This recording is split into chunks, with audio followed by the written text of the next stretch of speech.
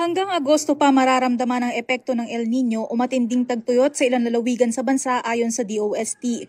Sa press briefing sa Malacanang, sinabi ng DOST na magpipik o papalo sa 54 na lalawigan ang makararanas ng drought pagdating ng Mayo. But the drought-affected provinces will continue to persist based on DOST Pagaso's outlook, 25 by June, 23 by July, and 10 by August. So, ang mga lugar na ito naman daw ang makararanas ng combined effect ng El Nino at Pre-La Nina.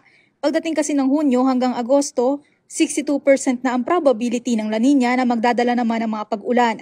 Pero sa pagtataya ng Pag-asa, mas kaunti ang papasok na bagyo ngayong taon.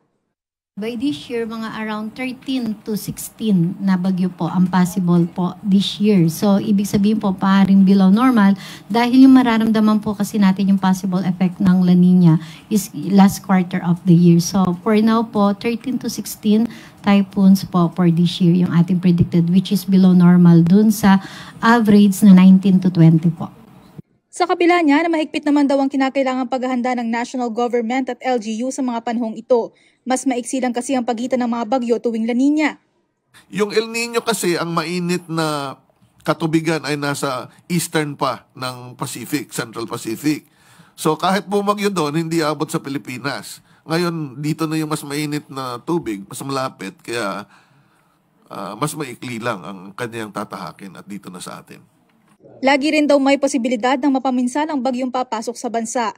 Posible raw na malakas na hangin na dulot nito o matindi ang buhos ng ulan. Mobile Journal Judy Baiza po, hatid ang mukha ng balita.